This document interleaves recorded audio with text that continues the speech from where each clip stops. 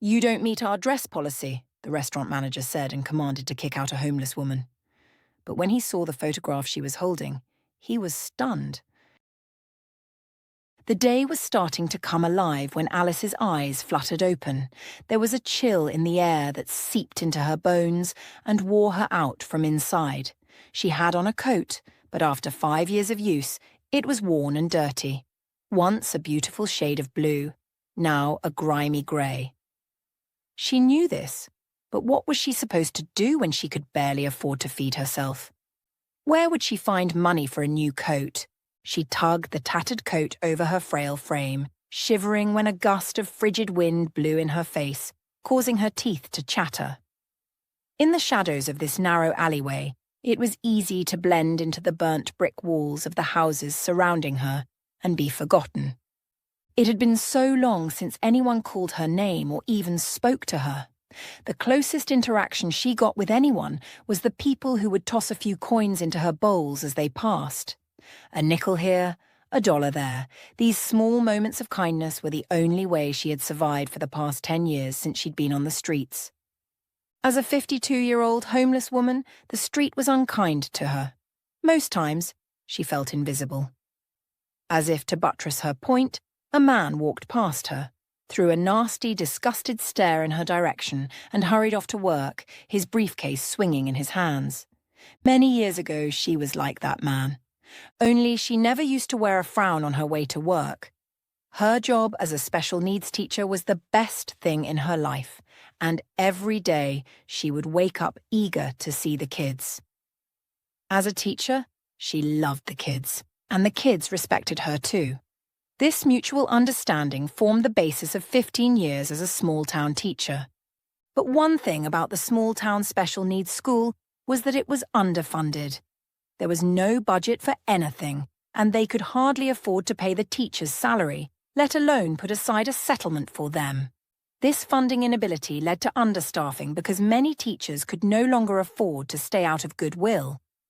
Alice had no husband and no kids, so it was easier for her to stay and live on the stipends paid by the school.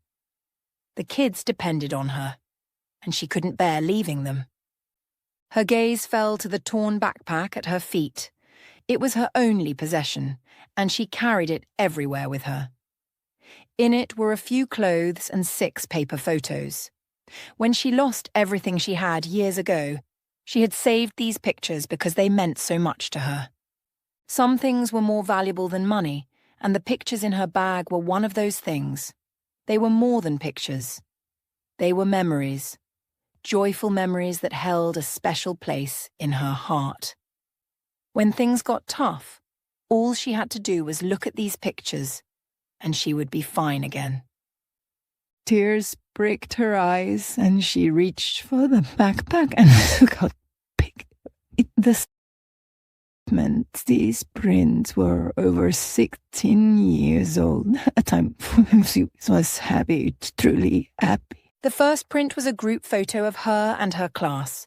She had 12 students in her class, all with different types of disabilities. Over a decade later, she could still name each child individually. For a moment, she wondered about the kids and how they were faring in a world as cruel as this. The world wasn't designed for people with disabilities, and through her years as a teacher, she was always annoyed at how hard it was for her kids to integrate into society. As she always did whenever she looked at the photo, she prayed that they were doing well and that the world was a little nicer to them because they needed it. She sifted through the rest of the photos, smiling through her tears as the memories came rushing back.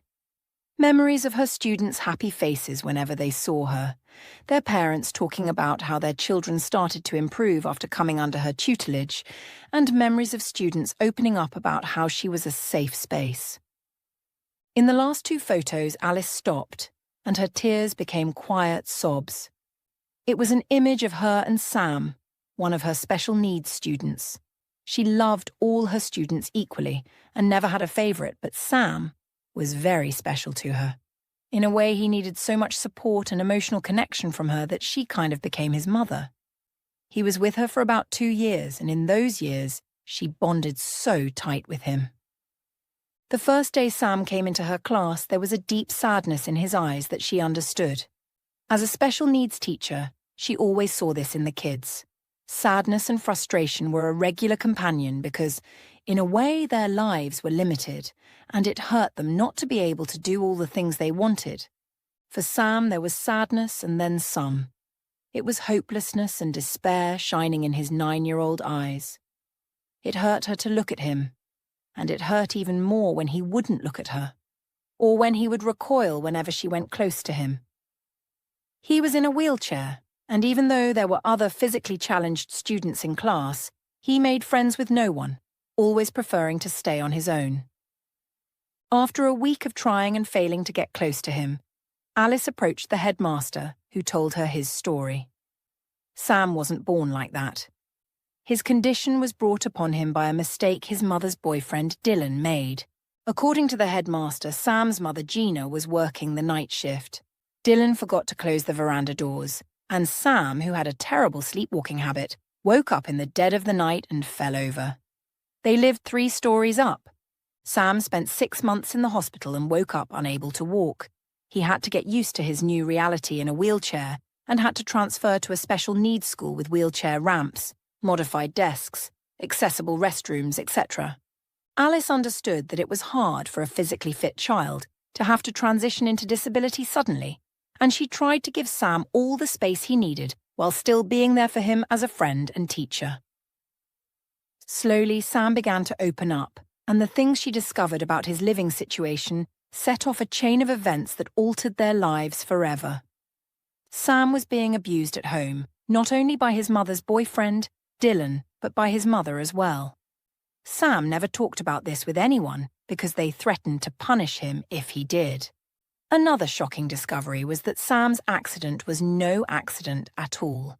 It was Dylan's fault, a deliberate one at that. That fateful day, Sam was lying in bed when he heard Gina and Dylan get into one of their constant arguments. Dylan had found some suspicious messages on Gina's phone that hinted that she was cheating on him and that the baby she was pregnant with wasn't Dylan's at all. After screaming and fighting for hours, Gina finally confessed to cheating with a colleague at work and apologized for trying to pin the baby on Dylan. Dylan said, "Well, since I don't have a kid, I'll ensure you don't either." He stormed into Sam's room, picked Sam up, and threatened to throw him out of the veranda. Gina called his bluff, but unfortunately, Dylan did it. When Alice asked why Sam lied to the doctors about what happened, he said his mother was the first person to see him when he woke up, and she made him promise not to tell anyone the truth. She and Dylan made up the story about sleepwalking and made him say that instead. According to Gina, Dylan was sorry, and she didn't want him to go to jail because they planned to work things out together. Alice was shocked to learn about this, but this shock turned to anger when she realized the extent to which Gina had impacted him with fear. When she suggested telling the authorities about it, Sam burst into tears, begging her not to say a word about it to anyone because he didn't want to be punished. Alice could go ahead and report, but she knew how much trust it took for Sam to be able to confide in her. It took him a whole year to muster the courage to tell her, and she didn't want to mess that up. But every day she had to keep this in. It hurt her so much. When the secret became too heavy, she approached the headmaster about it, but he only said, "Mind your business. You're only here to teach the boy, not try to be his savior. Besides, we don't know if he's lying. Kids lie all the time." Yeah, kids can lie, but Sam wasn't lying. She knew that deep in her bones. He preferred staying over in school, and any time it was time to go home, he would cry a little. One day, when talking to Sam, Alice discovered another shocking revelation about his family. Apparently his father, Michael, wanted him back, but Gina refused to let him have Sam because Michael was paying a considerable amount to Gina every month for Sam's care. According to Sam, Gina also made him lie to his father that he was okay any time he called. When Alice heard this, she knew what to do. Since no one was willing to fight for Sam, and he was scared about being punished at home if the truth got out, Alice decided to reach out to Michael anonymously. She told Michael everything Sam was going through and advised him to get his son. The following week, Michael arrived in town with a vengeance. He reported the case to the police, but they could not do anything about it because of a lack of evidence. He tried to fight, but it was a small town, and the authorities weren't willing to waste time on the case. It was a long, gruesome month for Michael, but he ended up paying off Gina and leaving town with Sam. Alice was happy about it, but Sam's departure broke her heart because she didn't envision him leaving. It was hard coming to the classroom every day to find his desk empty. She tried to reach out to Michael online, but he deleted his previous account, and she couldn't find a new one. The week after Sam left, the headmaster confronted her, asking if she had tipped Michael off. Seeing as everything turned out well for Sam, Alice thought she could safely confess to the headmaster, and so she did. But she was so wrong. The headmaster accused her of going against his orders and sacked her immediately. As if that weren't enough, Gina and Dylan began to threaten her until she had to leave town for her safety. That was the beginning of her problems. At the time, she was being underpaid, so she barely had any savings. The headmaster sacked her unfairly and would not pay her dues or any other form of settlement. When she left town, the real struggle started. She had no university degree, so she couldn't get a good job. She worked menial jobs that paid peanuts, but she was grateful to be able to feed herself and stay in the grim accommodation provided by the cafe where she worked. As the years passed, her life got harder. She was getting older, and it was hard to keep a job because no one wanted to hire her. Before she knew it, she lost the roof over her head and could barely feed herself anymore. Her fall was heartbreaking, all because she helped a boy. But did she regret it? Before she could contemplate this question, a cold splash of water jolted her back to reality. In the biting cold of the morning, the water seeped through her coat and stung her skin, causing her to shiver. Her head snapped up, and she met the gaze of a female city worker in an orange vest, their huge cleaning truck behind her. "Why did you do that?" Alice asked, dusting off the film of water on the surface of the photos. Thankfully, the water didn't touch her backpack. "I've been calling for you to pack your things up and leave," the woman growled. "Do you think we have all day?" "But I don't hear you." "Well, now you do." The woman rolled her eyes. "Pack your things and scream, lady. This isn't the place for people without homes. Go find a shelter or something." She turned away. "If you're still here by the time I return, I'm seizing everything you own." Alice watched the woman leave, her body shuddering from the cold. This wasn't her first experience with a city worker, but she was usually quick to pack up and find another location before they arrived. Their trucks were very loud and impossible to miss, but this time she was carried away by the memories of a past she couldn't let go of, and this was the result. The female city worker reached the truck and glanced back, her eyes flashing. "Oh, I know you're still not sitting there. You wait, I'll make you hate me in a bit." Alice wasn't looking to cause any trouble, especially not with a city worker, so she scrambled to her feet, tucked the pictures back in the backpack, and moved. She didn't know where she was headed. All she knew was that she had to find a new alley by nightfall, or she would see just how cruel the street could get. She didn't have any friends, nor did she have anyone to talk to. How could she when she was always on the move? She could never tell how long she would spend in a place because circumstances were new each day. There was no security in her life, nor was there any joy left to share with someone else. Right now, the only thing she looked forward to was her next meal. For now, it was breakfast. She still had about $5 left from the alms she collected yesterday.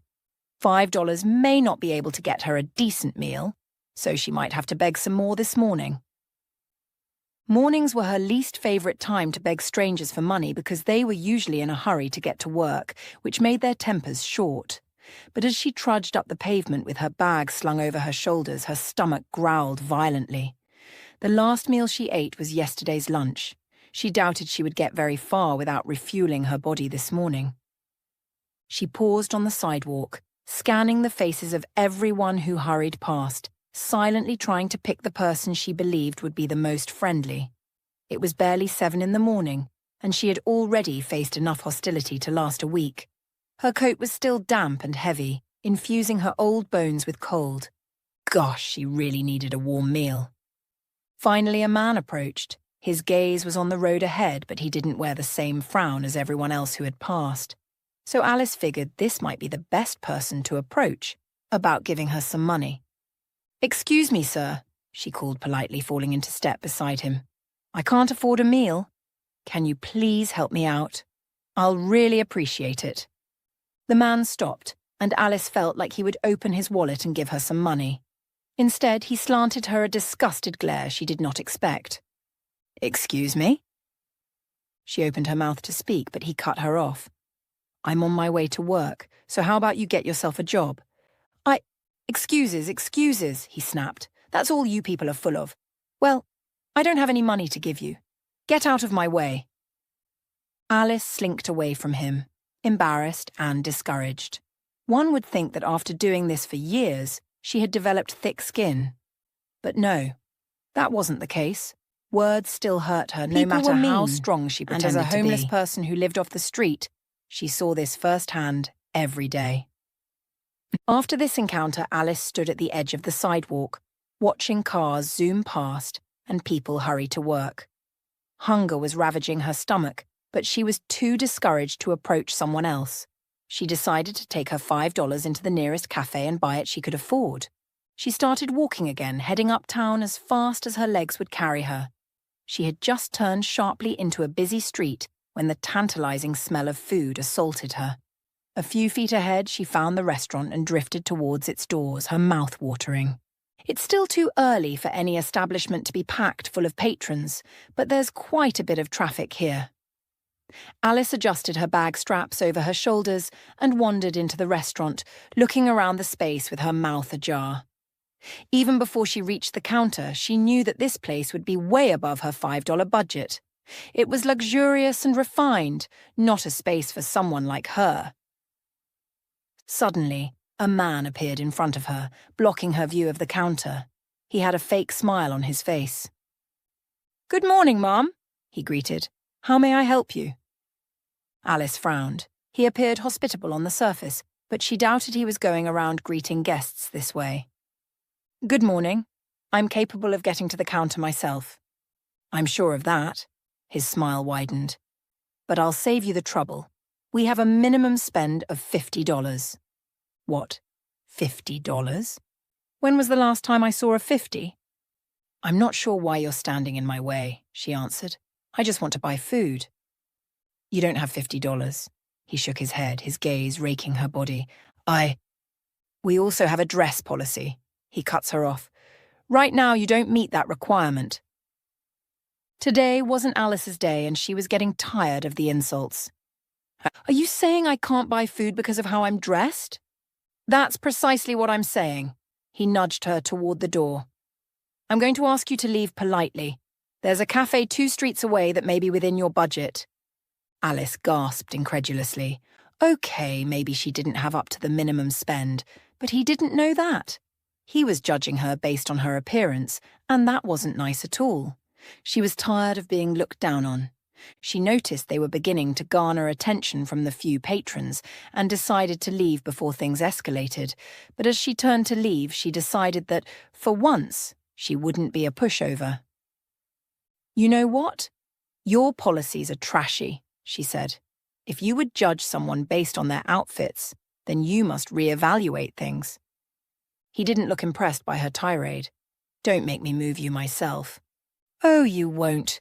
He suddenly grabbed the straps of her backpack to push her out, but it snapped, and the bag fell to the floor with all its contents spilling onto the luxurious floor. The man looked apologetic and crouched to help her pick them back up. Seeing her precious photos spill on the floor, Alice's anger ignited. The man picked up the photos, his eyes trained on the image of her and Sam. He rose slowly, a frown creasing his forehead. "Who is this?" he asked, nodding at Sam. Alice angrily snatched the photo from him. He no longer looked angry or upset, just confused. "Please tell me who that is." "None of your business." She turned to leave, but he called. "Mom, you're forgetting this." She whirled to see him holding up her ID card, and she snatched it before storming out of the restaurant with her ego bruised and stomach still empty. "Sir, you called?" Sam ignored his manager's voice behind him for a few seconds while enjoying the fantastic view outside his office window. This view was breathtaking, and it was one of the reasons he loved coming to the office. He could stay here and watch the city live all day, but work called, and he had to get to it. He walked away from the window and towards the desk. His manager, Cade, was standing at the desk with a polite smile. "Good afternoon, sir," he greeted again. "You wanted to see me?" "Yeah. I'd be having a general meeting with the staff later today, but before then, since this is a new restaurant, I wanted to know if we're meeting customer service goals. Do we have feedback from clients?" "Oh, we're getting great feedback," Cade chuckled. "The client praises the food, the ambience, the design, everything." "Okay," he nodded. "Go ahead and alert the staff that we're meeting for a few minutes after the close of work." Sam owned a chain of restaurants and prides himself in being knowledgeable about the business after about 5 years in business. But this was a new branch, so he was particular about the people's reception, so he could tailor the restaurant's services according to their needs. It was one of the fastest ways to grow. "You can go." He waved Cade off and proceeded to turn his laptop on. Cade rose slowly, a slight frown on his face. "Sir, there's something I want to ask you." "What?" Sam asked impatiently, eager to return to work. "Have you ever used a wheelchair?" Sam's hands froze on the keyboard, his heart thudding in his chest. No one here in his present knew of his past. It was a dark period in his life that he kept buried beneath rubbles of memories. There were no pictures, nothing to remind him of that time. He didn't know why Cade was asking. How did Cade ever find out he was once a wheelchair user? "Cade, what sort of question is this?" He frowned. "What prompted this?" "Oh, Ha ran a hand through his brown hair. "I had an altercation with an elderly lady earlier, and in the scuffle some photos fell out of her backpack." "Okay?" Sam focused on Cade, eager to get to the bottom of the matter. "They were really old photos," he continued, "but in one of them I could have sworn it was you, a younger version of you. The resemblance is so crazy," he swore. "I froze for a few seconds." Cade's heart rate increased, and he feared he might suffer from a heart attack. There was no need to panic or worry. It definitely could be anyone else. He wasn't the only kid who used a wheelchair. "It's probably just a silly resemblance," he told Cade. "Who was this woman?" Cade shrugged. "Just some homeless lady probably looking for handouts. I picked up her ID card as well, and she had one of those boring generic names. Anna or Alice or something." Sam's works tilted, then stopped, balancing on a precarious edge. "Try to remember, Cade. What exactly was her name? Anna or Alice? You have to remember." Cade looked a little taken aback, but he put his thoughtful cap on and hummed for a moment. "It was Alice. Alice. I remember correctly." Sam rushed to his feet, his blood pumping with emotion. It was a big world. The chances of the woman he had been looking for walking into his restaurant with a photo of him as a kid were too slim. Yet, there were too many similarities for this to be a coincidence. His beloved teacher was also named Alice. Cade frowned. "Did I say something wrong? What's the problem?" "What else can you remember from the picture?" he asked desperately. "Think, Cade. Think. Think." Cade's frown deepened. "The wheelchair was kinda cute," he said. "It was blue. The teacher had curly brown hair and—" "Where's this woman?" Sam didn't need to hear anymore. He remembered how upset he was with the blue wheelchair his mother and Dylan bought him after his 6-month hospital stay at 9 years old. He had told them he wanted black, but they went ahead and bought blue for jokes, then called him ungrateful when he didn't appreciate it. She's long gone," Cade said. "Find her," Sam growled. "Immediately, go!" Cade rushed out of the room in alarm, and Sam paced to the window. But this time, the view wasn't enough to relax him. Miss Alice Thompson. As much as he had tried to clean up his life after his healing and leave the past where it belonged, Miss Alice was the one person he had never forgotten. That woman was more than a teacher to him. She was the mother he never had. Miss Alice was the only reason he didn't have a permanent aversion to women right now. She had proved to him that just because his mother was an evil woman, it didn't mean all women were. She had shown him his first taste of love and given him the courage to break free. Sam grew up with a mother who blamed him for her wretched life. She would only feed him once a day and only took him to the poorest schools. He hardly had clothes to wear, and he never missed an opportunity to remind him that her life would have fared better if he wasn't born. For a long time he believed it, until he grew old enough to realize it was not so. Her life was wretched, not because of him, but because of her. The man he spoke to on the phone every Friday was his father, Michael, and one day, Sam overheard Michael begging his mother to please let him see his son. His mother refused. Michael had no idea where they were and could only reach them on the phone. However, he sent money to Gina every month for Sam's upkeep. Sam was 9 years old when he found out about this, but he was old enough to know that if the money were managed correctly, their quality of life would be way better. But his mother was always buying new clothes and new shoes, and at the time, she also had a boyfriend, Dylan, who she spent a crazy amount of money on.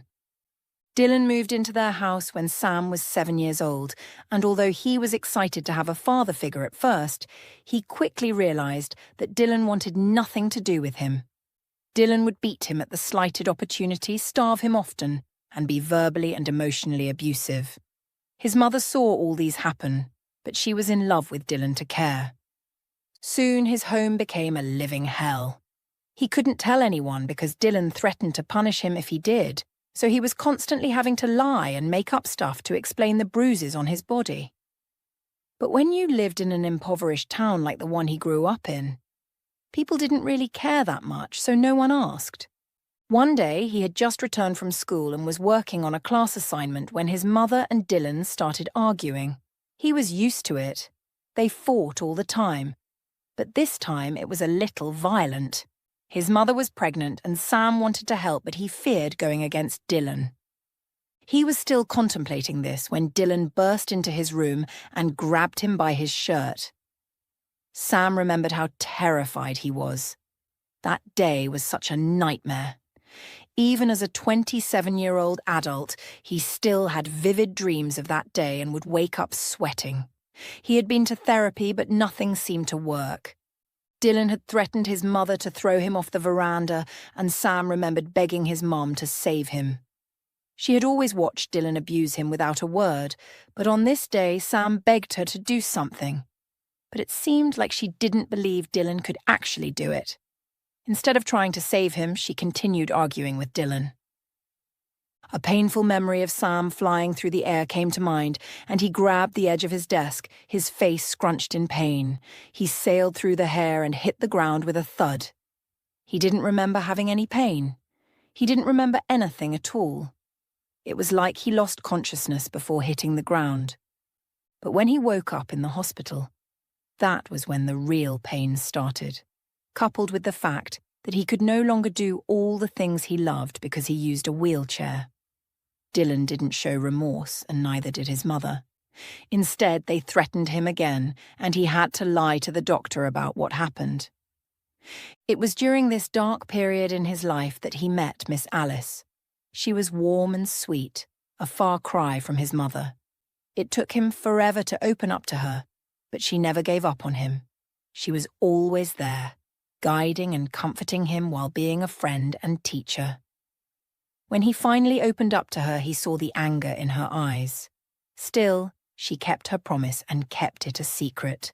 But somehow, his father found out about the abuse he was going through and appeared one day like a messiah. He said an anonymous person had tipped him off and sent an address. Sam had a feeling it was Miss Alice, but he never had the chance to ask her. Sam's father could not get him justice, but he got him off his mother's hand by paying her off with a huge sum. All his 9 years of life, Sam was made to believe his father didn't want him. But he quickly discovered that was a lie. His father loved him so much, and it was only because of his father that he could get his life back on track. Michael wasn't rich, but he spent thousands of dollars on physical therapy and neurorehabilitation, which was why Sam could walk today. He would never take his father for granted, but Miss Alice was the glue that held him together for so long. After college, he had tried to find her, but it felt like she had fallen off the surface of the earth. The school said she left a long while ago and no one knew where to find her. Until today. Sam slowly lowered himself back onto his seat while praying that it was really Miss Alice that Cade saw. He would be so disappointed if Cade found the woman and she wasn't his beloved teacher. Alice was still furious at the guy who had embarrassed her at the other restaurant, but she was thankful for his recommendation. She was seated in the cafe 2 streets away from that restaurant, with her hunger quenched and a little energy back in her body. The cafe was very affordable and she could get pastries and coffee for $5. Oh, and it tasted amazing. There wasn't a dress policy, and no one tried to ambush her when she walked in. It was an amazing place.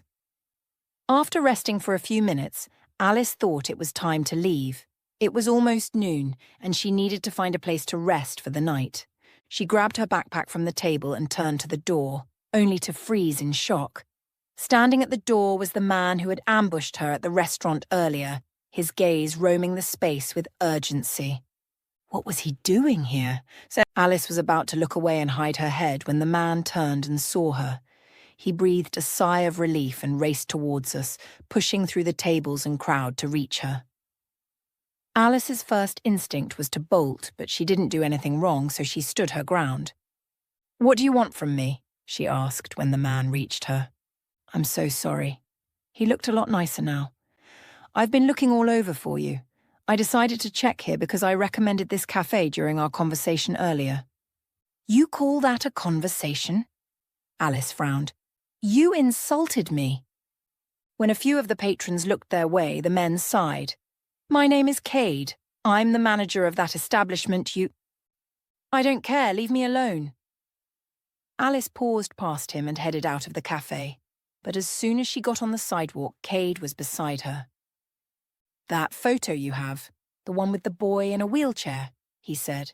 "He looks so much like my boss." "Does your boss use a wheelchair?" "No," Cade shook his head. "But—" Alice rolled her eyes. "Whatever you're up to, I'm not the one. I'm already having a terrible day. I don't have time for this." She started to walk away, grateful that he didn't follow her. "I told him about the photos," Cade called, "and he wants to see you. He seemed genuinely interested when I told him your name. You should see the resemblance. It's uncanny and—" "How do you know my name?" Alice whirled to face him. "Your ID card?" Alice sighed. "Look, I'm sorry, but the boy in the photo used to be a student of mine about a decade ago. He uses a wheelchair after having an accident that paralyzed him. Maybe he looks like your boss, but if your boss doesn't use a wheelchair, then it's not him." Cade frowned. "What's the name of the boy in the photo?" Alice contemplated for a moment, then realized there was no harm in telling him the name. "Sam. That's his name." Cade blanched, his eyes widening in his face. "That's my boss's name," he whispered. "Sam Winston. That's his name." "Take me to him." Alice rushed back to Cade, urgently grabbing his shirt. "Please, take me to him." Sam Winston. She would never forget his name. As she followed Cade back towards the restaurant, she knew that this would either be the most joyous day of her life or the most disappointing one. There was no in-between. No day went by that she didn't think about Sam. If this were him, she would be the happiest woman on earth. If it weren't, well, she would go right back to having the shittiest day. They arrived at the restaurant, and Cade led her toward the back door, where they took an elevator to the first floor. They finally arrived in front of an office where Cade stopped and looked at her. "You can go in. He's in there." "Okay, thank you." He smiled and walked away, leaving her all alone at the door. Alice took a deep breath and twisted the knob, pushing the door open. A young man was sitting at the desk wearing an expensive black suit. He looked up at Alice and her body froze. Turns out today may not end up as a shitty day after all, because even though it's been 10 years since she's seen him last, Alice would recognize Sam anywhere. He hadn't changed much, only his eyes. It was the same bright blue colour, but the sadness and hopelessness was gone. Alice was happy to note that.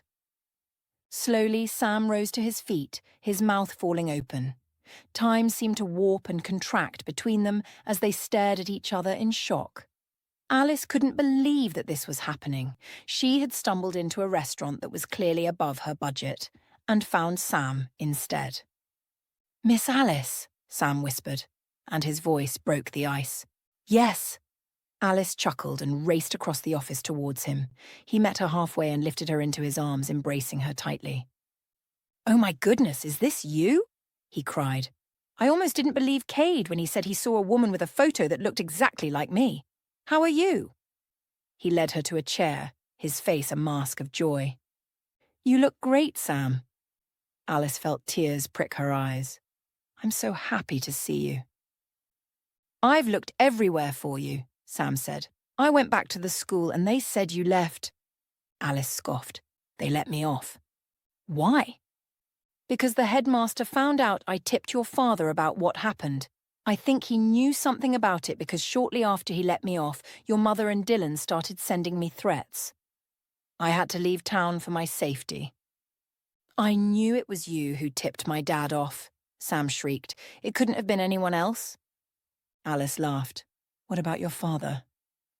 "He passed away last year after a brief illness." "I'm so sorry, Sam." "Thank you." "What about your mother?" she asked. "Have you heard anything from her since you left?" "Nope. She never tried to contact me or my dad. He gave her a very huge settlement, so she was good, but she's in jail now. Dylan set her up and disappeared with their kid." Then he took Alice's hand. "What about you? How are you? Where have you been?"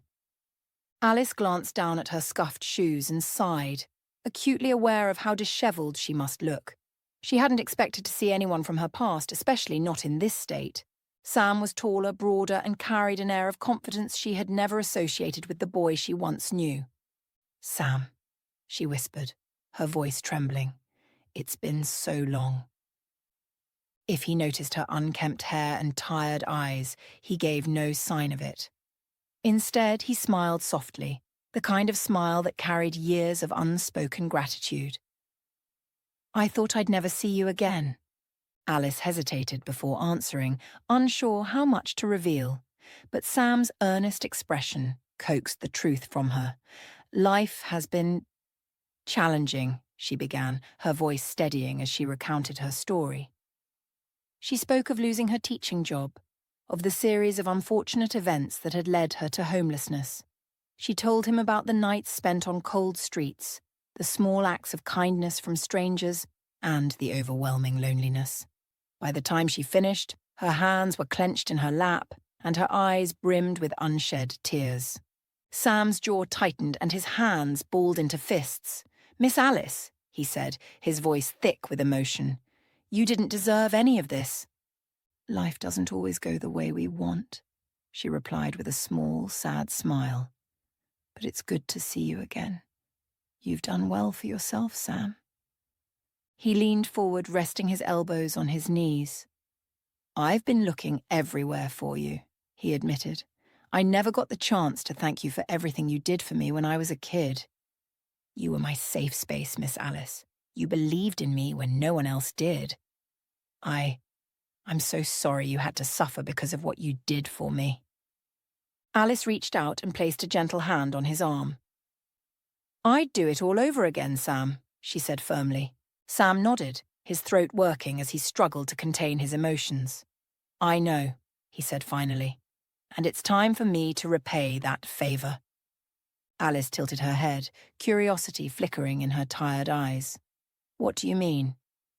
"I'm in the process of building a special needs school," he said, his voice growing steadier with conviction. "You remember how underfunded our school was, how hard it was for kids like me to get the support we needed. I want to change that. I want to give kids a better life than I had. But I can't do it alone." He turned to face her fully, his gaze piercing. "Would you work with me? I need a head teacher, and I can't think of anyone better suited for the job." Alice's breath caught. For a moment she was speechless, Her mind racing, she had dreamed of teaching again, but life had made her think that chapter was closed forever. And now here was Sam, offering her a chance to reclaim her purpose. A slow, radiant smile spread across her face.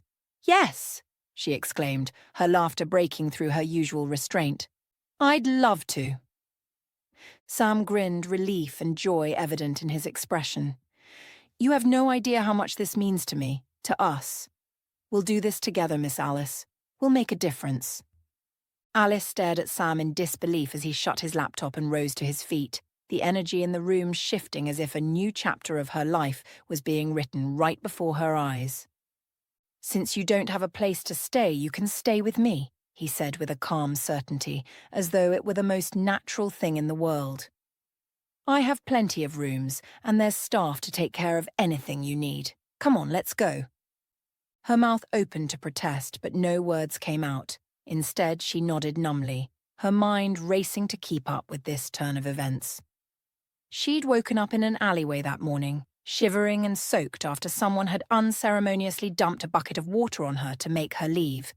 And now, here she was being offered a roof over her head, a purpose, and a chance to rebuild her life. It felt like a dream. Sam walked around the desk and grabbed his jacket, the effortless grace of his movements catching her attention. She blinked, a question forming in her mind. "How can you walk again?" she blurted out, unable to suppress her curiosity. "I thought it was a permanent disability."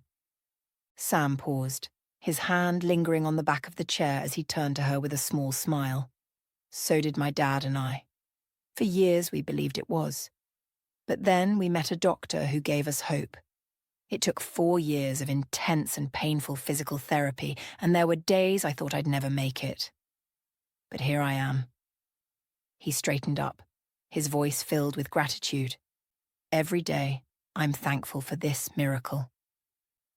Alice couldn't help but smile. She had spent so long doubting the existence of miracles, convinced that life was nothing but a series of harsh realities.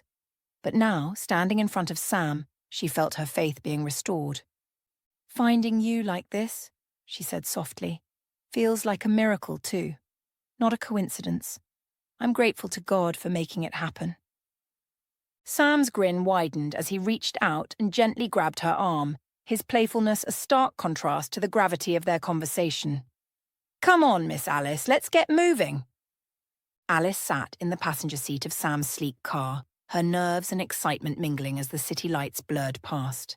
It had been years since she'd ridden in anything but a crowded bus or the back of a stranger's truck, and the warmth of the car's interior felt like a luxury she wasn't sure she deserved. Sam, however, didn't seem to notice her unease. He chatted as he drove, telling her stories about his journey, his struggles, and the vision he had for the school. "I've already got most of the funding," he said, his voice animated. "We're in the final stages of construction, and we'll open in a few months. The kids we're going to help, Alice. They're going to get the kind of support we only dreamed about as kids. And with you there, they'll have someone who truly understands them."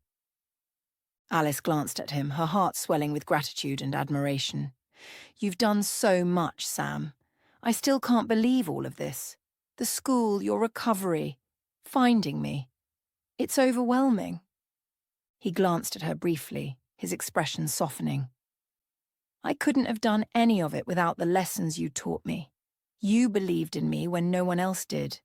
You showed me what it meant to fight for someone. Now it's my turn to fight for you." After a few blocks, Sam checked his phone. "We need to make a quick stop before we head home." "A stop?" she echoed, frowning as she let him guide her toward the door. "Where?" "A clothing store," he said, laughing at her confusion. Alice blinked. "A clothing store? Why would we go there?" Sam chuckled as he held the door open for her. "Oh, we're just getting started. You have no idea how long I've been praying to find you, Alice. You changed my life in ways I can never repay, but I'm going to try anyway. And that starts now.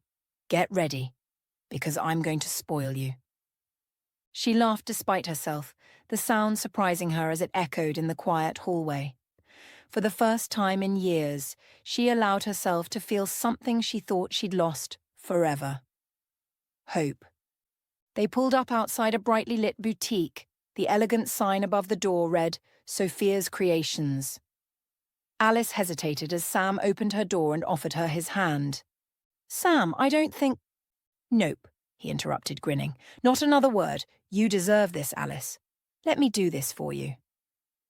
Inside, the store's warm light reflected off racks of beautiful dresses, coats, and accessories.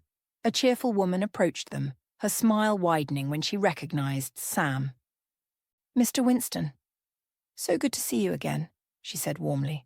And who's this? This is Alice, Sam said proudly. She's going to be the head teacher at my school. We need to get her outfitted for her new role. Alice blushed, feeling out of place among the sparkling displays and elegant decor. But as the woman led her towards the fitting rooms and Sam's encouragement echoed in her ears, she began to let go of her self-doubt. Hours later, they left the boutique with several bags of clothing. Alice wore a soft navy coat Sam had insisted she try, its warmth cocooning her against the chilly night air. She felt lighter, almost like she'd stepped into someone else's life.